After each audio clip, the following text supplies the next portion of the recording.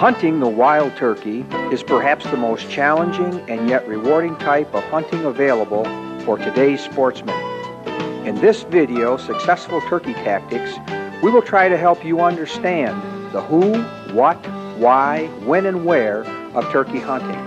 The who, that's anyone willing to accept the challenge of this sport, and remember, it's not only a man's sport, but women, kids, and even whole families are now enjoying the thrill, as you'll witness later on. The what, it's the elusive wild turkey gobbler.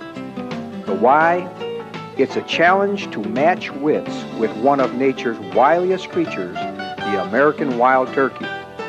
The when, perhaps the best time to hunt this phantom is during the spring mating season when the male gobbler is most vocal.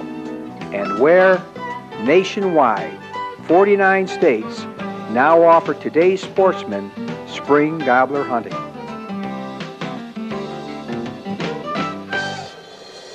The Rio Grande gobbler, the Merriam's gobbler, the Eastern gobbler, and the Osceola gobbler. These are the 4 huntable subspecies of wild turkeys in the United States. Throughout this video, we will take a close look at scouting and finding wild turkeys, locating the right place to set up, how to use decoys to your advantage, when and how to call turkeys, when to move and where to aim, and most importantly, keeping safety first. On several of our hunts, we will use animated maps to help you understand the terrain and how it comes into play. Let's get started on our first of 4 hunts with Bev Kirby as she tries for another grand slam of wild turkeys. We were looking for turkey sign, and we were looking to maybe see or hear some turkeys, and we pulled up to where they thought that there was some turkeys roosted in the night before. And so we went a little further, and we went back into the woods and found that there were some open spots that looked good for turkeys to come in. They were like little protected pastures in the middle of this wooded area.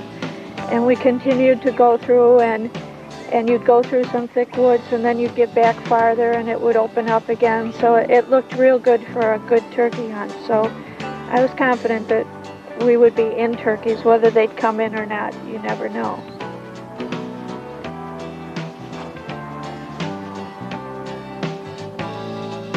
When we stopped, we got out, we started looking around, and sure enough, there was sign in the road. In the sand, there was turkey tracks, and then we went farther into where the wooded area was, and we found some feathers, so we knew there was turkeys, plus they had heard them. We came into an open area. We actually saw 2 gobblers, so that was really exciting. We knew there was not just turkeys there, but we knew there were gobblers there, and there was no hens that we could see, but I'm sure that they were there. So we just kept right on going through, and they spooked off a little bit, and I'm sure we didn't bother them, and we didn't call to them at all. So it was a good scouting trip. We knew where there were turkeys, and we knew where there were possible roost trees, although we didn't roost any turkeys. So it looked to be a good hunt, and it was time to get excited about getting up in the morning and turkey hunting. I did start calling, and just real light, easy calling on some friction calls.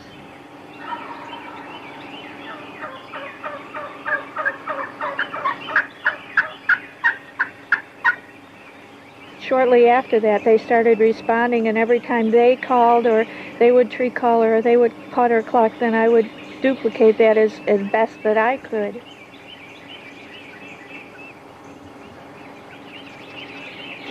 What we did was, instead of going right towards them, we went past them and got back into the open areas that we had scouted earlier the day before, and we set up to where there was good cover. The outside surrounding areas were really thick, and then there were some individual trees that we could sit amongst.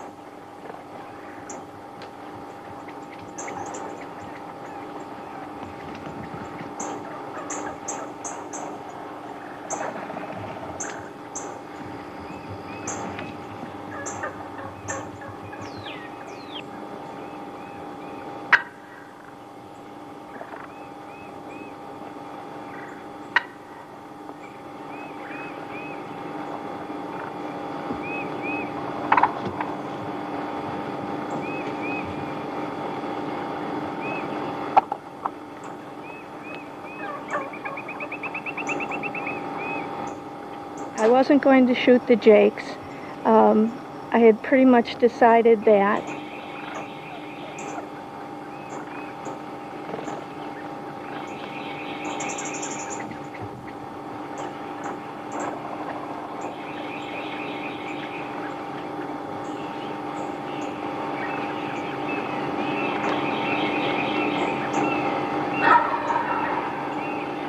Two adult gobblers had flown down behind us and come, actually the way we walked in, they walked in behind me.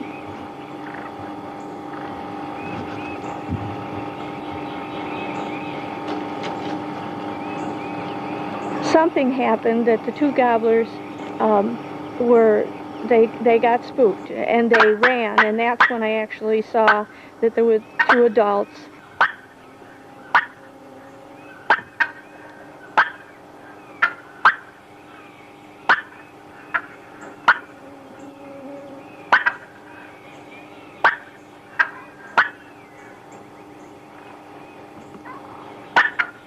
I wasn't sure they were within range, so I didn't shoot, and as they got to the other side, I started calling to them and to calm them down, to see if maybe they'd hang around.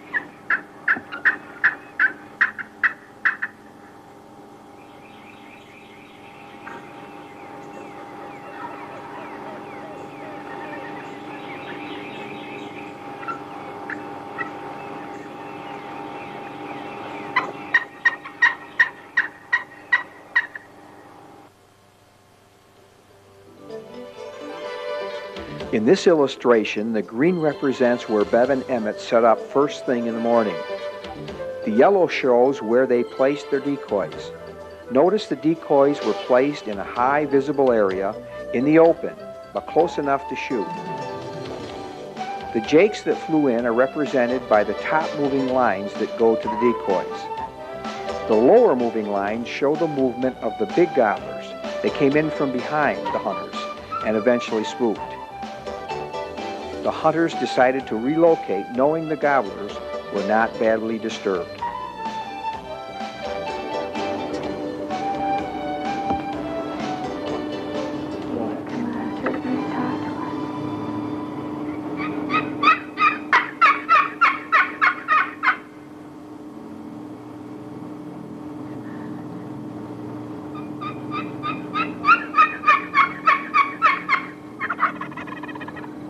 In relocating the gobblers, Bev uses a boat paddle box call that is very raspy and loud, but is extremely effective.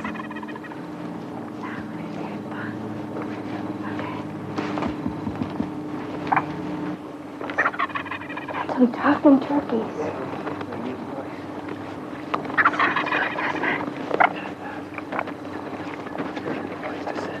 Yeah, that looks good.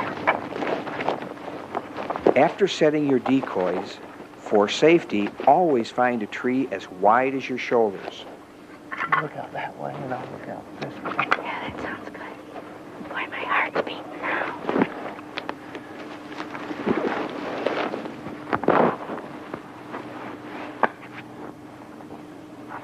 Oh, come on, turkeys.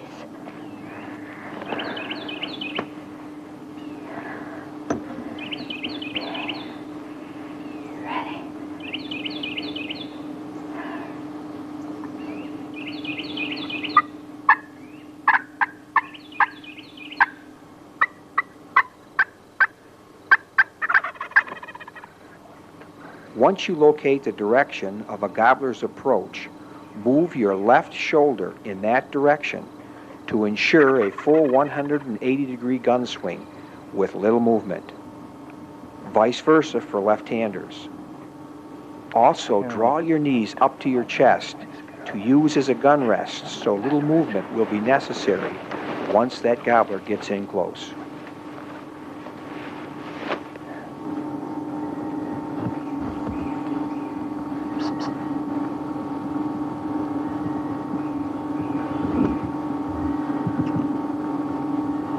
Never move once a gobbler's in close. Only roll your eyes.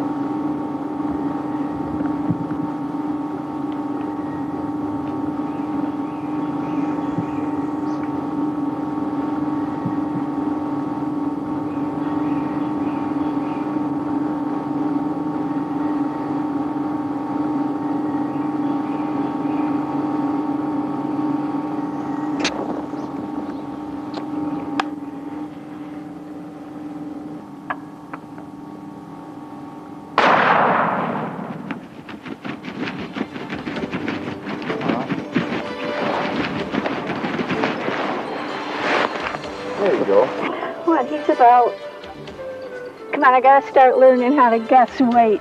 I have no idea if I can Let's get on with say me. 18 pounds. What do you think? Oh, he's more than 18 pounds. You think? I don't know, I haven't picked one up. This is the first one of the year, so. I think 18 pounds. I got myself as an adult gobbler here. So, you wanna... She's actually, I mean, I was in the perfect position, and she had Yeah. those bushes right Right there in in front of front, me. and I was scared she was going to knock them off. And oh, I see. I didn't realize it was such an angle. Yeah, she was there. They were coming into the shade. Yeah. Yeah, they were coming right to you And to instead of tell you going the to the truth, decoy right there. And To tell you the truth, I thought that they were gonna... I thought, oh wait, they're gonna go to the decoy. But then out of the corner of my eye, I saw them turn. they dropped out a strut, and they were looking a little. Well, when you said move, I said they're going to come right through there because there's a natural narrowing. They were probably over in that field there. That's the same two turkeys we called in this morning. Oh, is it? The second one was a good one No too, kidding. but this is definitely the king. So I'm going to carry this big bird back for you. You got it, you got it. I don't want you having to hurt yourself. They are gorgeous birds, aren't they? They are. Well, my heart was pounding on this one. I was really hyperventilating. That's one down for Bev. Her Osceola actually weighed 19.5 pounds. This is South Dakota, home of the Miriam's gobbler. We are looking down off a bluff that is covered with heavy cedar. This map shows where we first called from the bluff top and got a response from the flat below. We decided to move down the hill using the heavy brush as cover. We would sit the decoys up in that open area where they could be seen from 200 yards below. We expected the gobblers to come off the bottom and see the decoys. We hoped to find cover on the edge of the flat near enough to the decoys for a close, clear shot. Let's pick up the action and see what happens. Yeah, if you get right in there, they should go right down this road. You get up here first.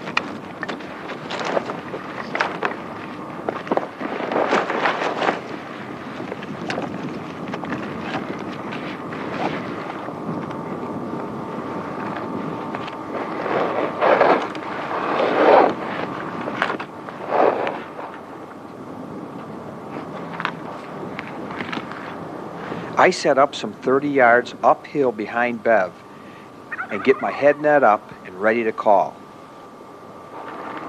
You ready? Yeah,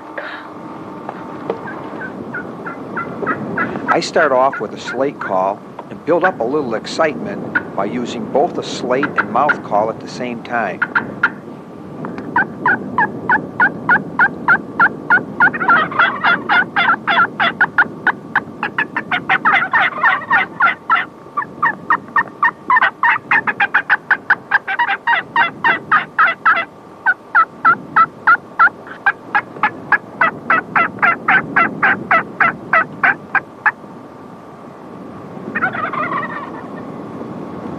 Bev has settled in just about 30 yards from the decoys.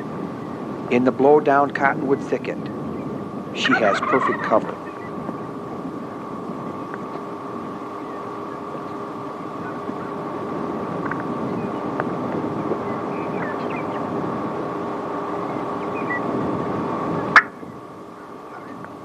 With the wind blowing, I'll have to call extra loud.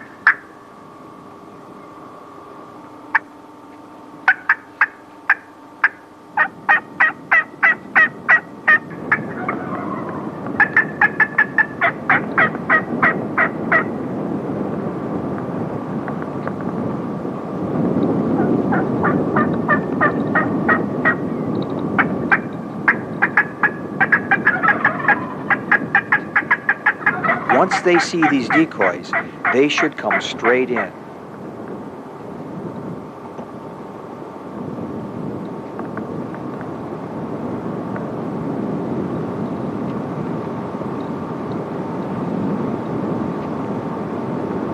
Let's just listen to the variety of hen yelps, cuts, and excited calling that drives these gobblers crazy.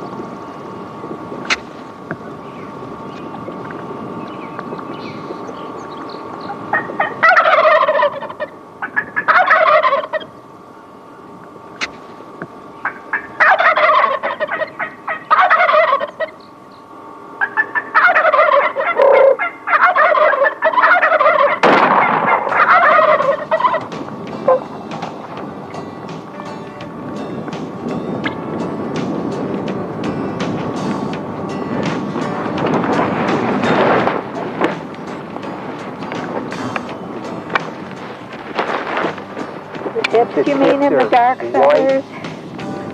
Did you see tail feathers missing out of the one? Yeah. I figured. I bet she's going to shoot the one with all the tail feathers. Oh, of course.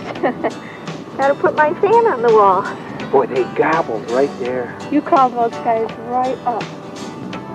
Well, we must have gotten between the hens, but I thought there was another gobbler over here. No, the hens passed right in front of us.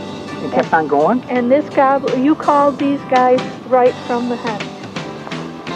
Well, he is going to be a good gobbler, Bev. We're going to have to get some pictures of this one. The sun's out. Any gobbler you get is a good gobbler. Come on. Here are some tactics and tips that we used in the preceding South Dakota hunt. We originally located the gobblers from the bluff top, and we used a long-distance call, the boat paddle. When placing decoys, always put them in a high visible area. When setting up, set close enough to the decoy for a clear shot. Get comfortable, have cover from behind, and be sure to be totally camouflaged. On this segment, the caller used a variety of calls. He had to call extra loud because of the wind, and he used a lot of excited calls to lure the gobblers in close.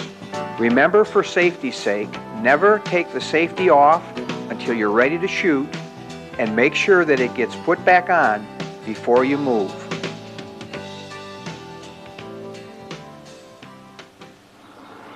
With 2 gobblers down, let's pick up the hunters in California, where Bev will be trying for her Rio Grande gobbler. Okay. Keep going.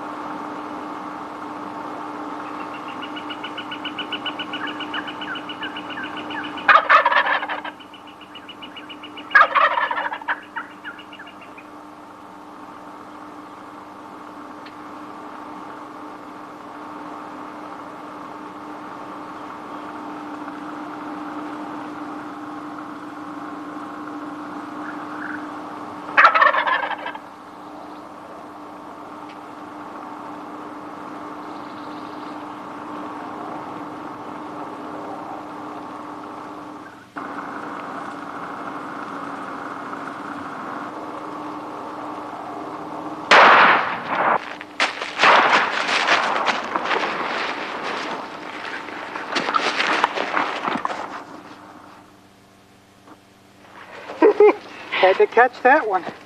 What a beautiful Rio Grande.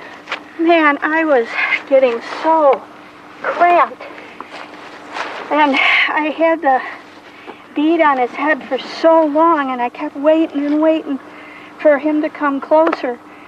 And the gobbler behind him turned a couple times and started walking away. So I just said, I got to take the shot. Yeah, but what did you do? Were you holding the gun up? I was holding him. See, that was a mistake. You should have had it on your knee, and then when you're ready to shoot, come up. Because I think you would have come right under there, and he would have come right, because he could see the decoys. See that little bush there? Yeah. All right, most of the time he was between me and that bush. See, he was coming, though. He was coming, displaying. But you hit him. They went back and forth right in that shade spot there. He didn't go. He just tumbled right down that side. I hit him there, and then when he ran, I thought, oh, I got to shoot again, so I shot him again, and I hit him both times. Well, he didn't go but 100 yards. But look at the... Oh, this man. is heavy spurs. He's not real pointed, but look how thick they are. My arm is so sore, I can hardly move it. Well, that's the Florida, the Merriams. This is getting the hard, Rio Grande. you know. Yeah, they think that's real easy. This is getting really hard. You just go out there and shoot them. Ah, you're in this one. Yeah. Thanks. He liked that purr, that new walnut-based. Is that what you were using? Purr, and Boy, it sounded good. I couldn't believe. See, I didn't know that hen was there. I was back there quite a ways. Well, he stuck his head out way earlier when you were calling down, way down there. Yeah. And then they went out, and then they came back up. Yeah. Well, you hit him low on the first shot, I know, but you hurt him bad. And then the second shot, I saw the feather. You must have piled, because he just rolled right down. I didn't think you were going to get him at first. Yeah. He doesn't have a monster beard, but... I hit him right there. I almost shot the beard off again. Yeah, you did. You got it. That would not be funny. Good going, Bev. Okay. Well, pick up the decoys. Okay, I'll get them. I'm going back and get my calls. All right. That's a heavy turkey. Gosh. Notice Dick sets up behind Bev's position to call. By calling from behind the shooter, the gobbler's attention will be on the caller. Once a gobbler gets in close, use soft yelps, clucks, and purrs to finish him off.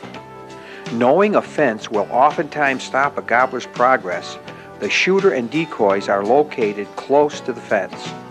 Never try to hold the gun in a shooting position for a long time, but rest the gun on your knee, and when the gobbler is in close enough to shoot, make one final quick aim and squeeze.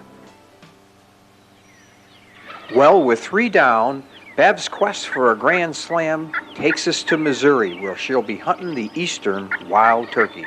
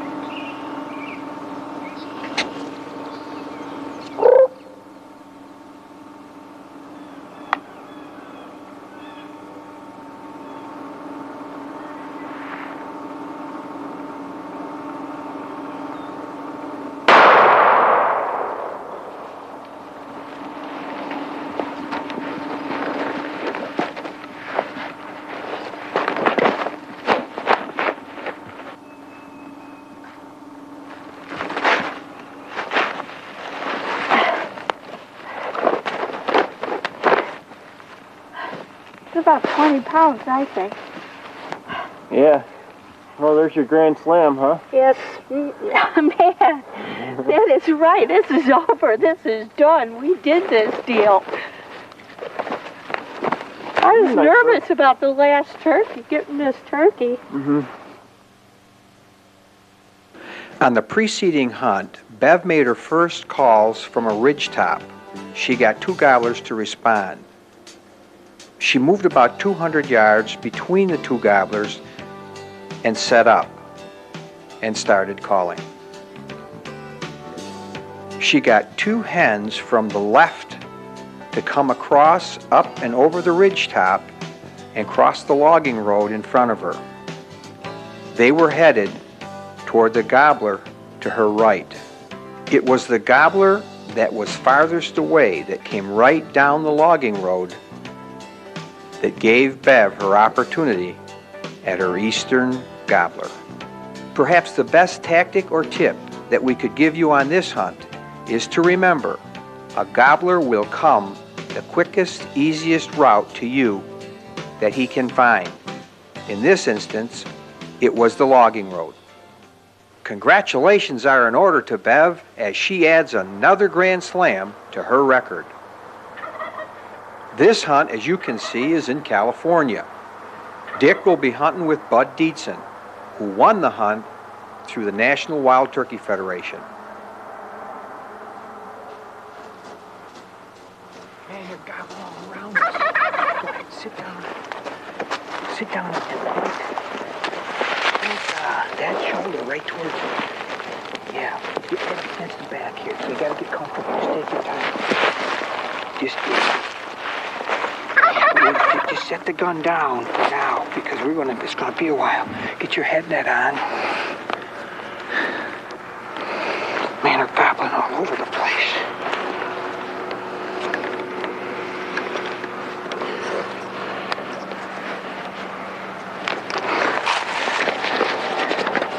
Man, they're across the road. Can you hear them? Yeah, I can sure hear them gobbling over there. How many are there? 2 or 3 over there?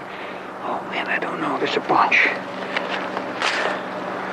I'm going to use a mouth call, a slate call, a box call, and a wing one. We're going to try it. I have to get my gloves on. You got all your stuff on, right? Yeah.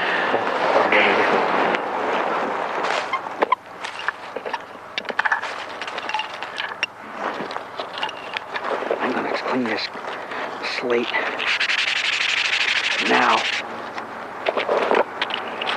and clean the point of it now. Don't want to be moving at the last minute. Right. Sometimes they'll like a boat paddle because it carries so far.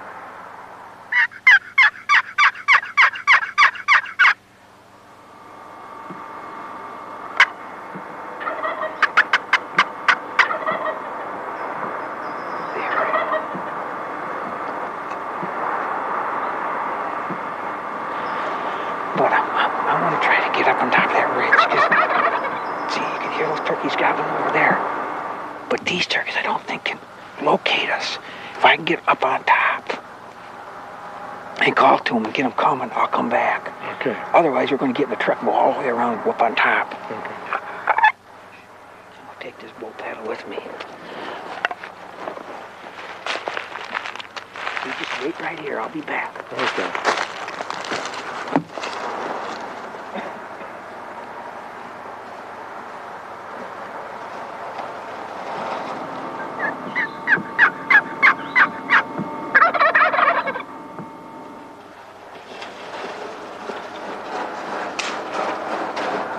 Did you hear him? Oh, did hear him? I hear him, yeah. Do you want to go for that hill? If he comes in, he's going to come quick. Man, I know one got over there. And he gobbled right. He gobbled out there, and there's 2 of them. And one here. And I hit the call, and he gobbled right there. He's probably going to come right. He's like right up over here. He gobbled at the boat paddle. He should be here.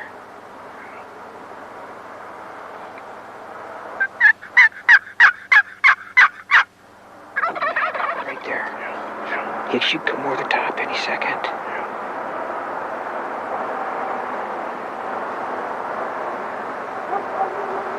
There he is. Can you see him? Yeah. Here he comes. That's a jay. Don't shoot him. Okay. Boy, he thinks he's hot stuff. Yeah.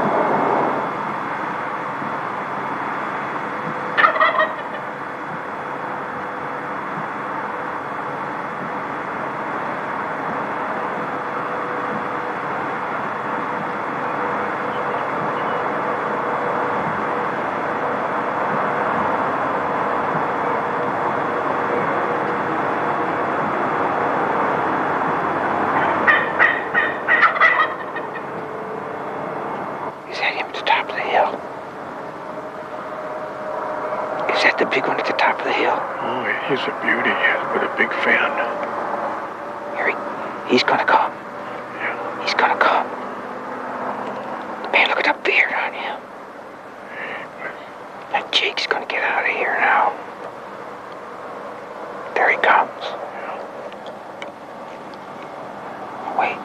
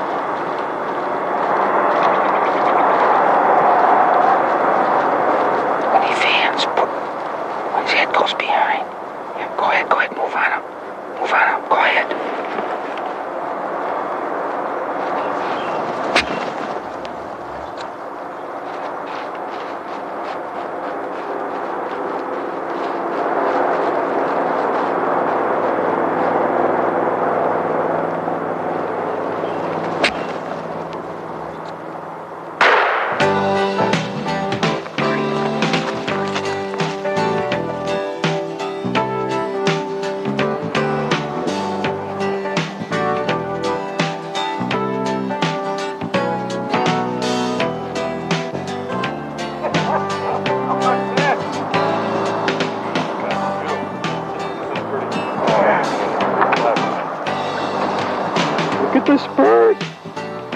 What a beauty. Biggest one I ever got. I'll have a good guide here. Look at the beard. All right, Bud. Look at that gobbler. Holy mackerel. What a wonderful. Oh, my God. Look at the spurs. What Oh, Huh? inch and a quarter, inch and 3/8? They're inch and a quarter. We measured it. Well, what happened? Well, what a morning. We had the Jake come in first. He comes strutting through and watched him for a while, and all of a sudden we looked up on the hill. Here's a big fan coming over the crest, and he walked right down to us, the big Tom. Spitting and drumming. What? I mean, you get excited? He was going. Yeah, that's hyperventilating. I said, just relax. And then he got right. I mean, he was gonna jump on that Jake decoy, and Bud just reaches out and pow! It took him right down. Perfect. Well, congratulations, Thanks. Turkey Federation. Thank you for supporting it, and thank you. I was glad to do it. We got to thank the guy that owns this ranch. We got to get up to Jim Gunley. Cold Creek Ranch Gobbler bites the dust again. 2 years in a row. 2 years in a row. You bet. Well, thank you again. Thank you, Dick. Okay, we enjoyed it. You betcha. Oh, that's a nice bird. What are we going to drop? On the ground.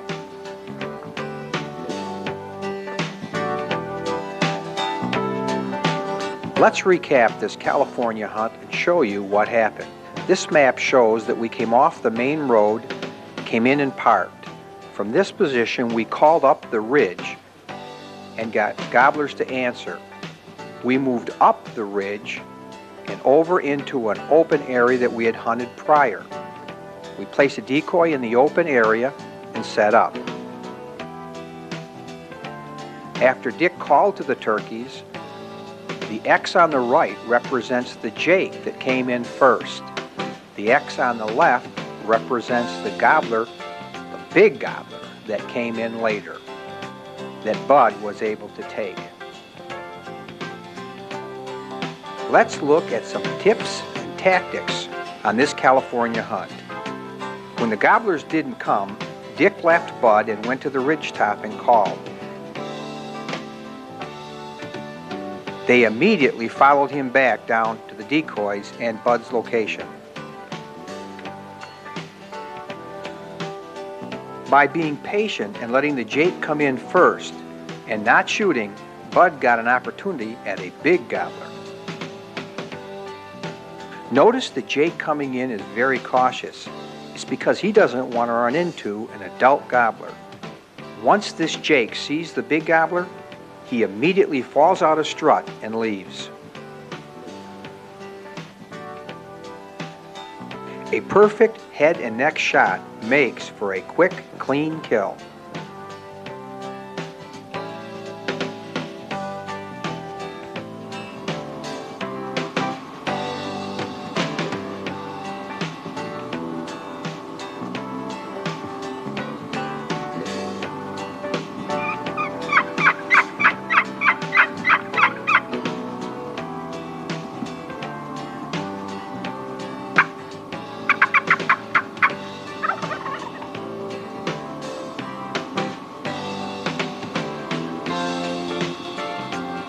Whoa, I guess Beth decided she's going to do this by herself. Let's take a look at the map. We called from the bluff at the top where the hunter's X is. We moved down the ridge and hit the pond where you saw us call.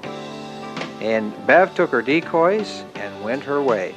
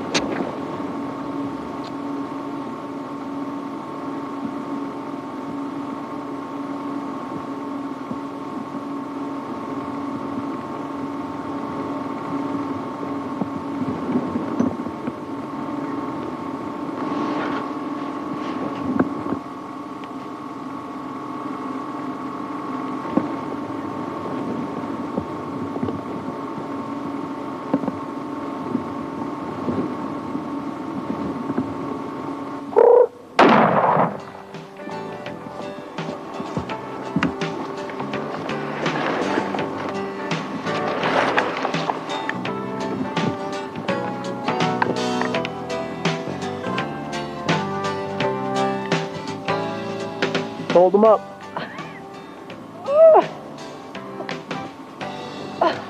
He's a heavy sucker.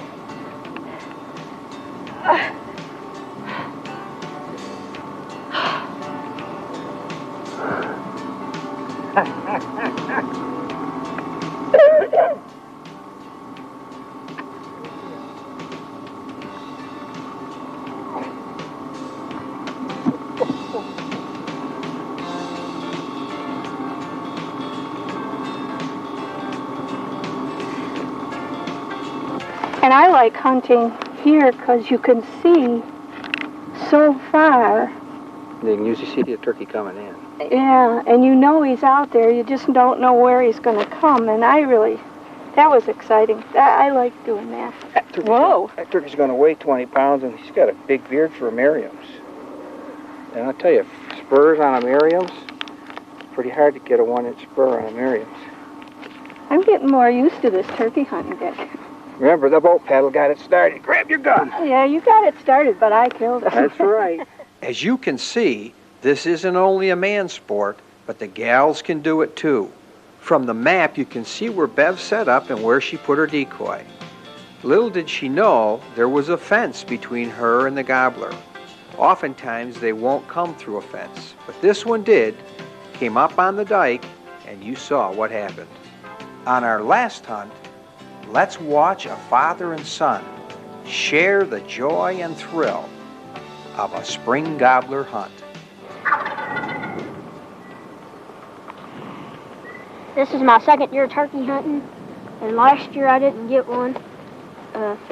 Me and my grandpa went hunting down on Kent Jones, and I called 3 jakes up to us, and then Papa was sitting there telling me to shoot one, and I couldn't see it, so I started seeing it when it walking around the hill, and then they got up on top of the hill, and my grandpa told me to call a little bit, and so I did, and there's a bunch of toms and jakes gobbling all together.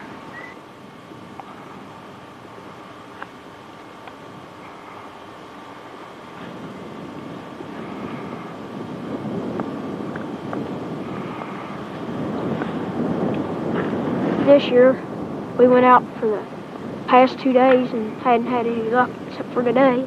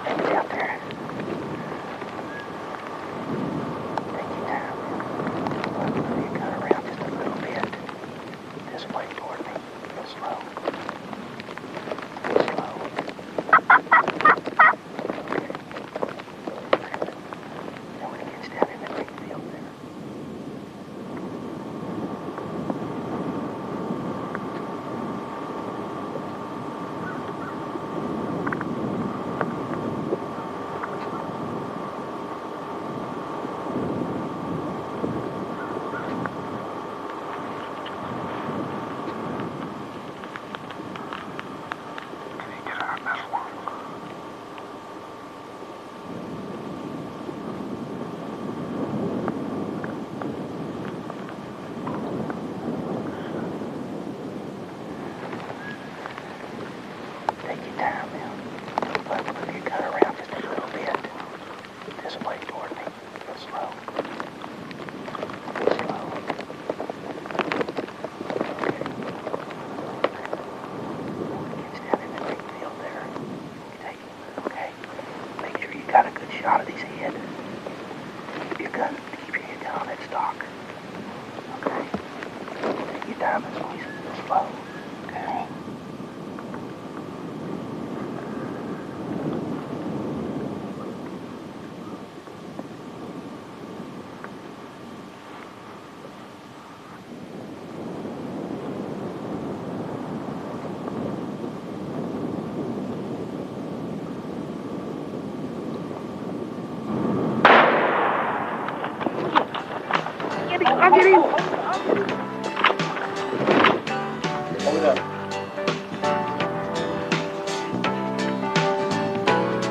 Hurry up.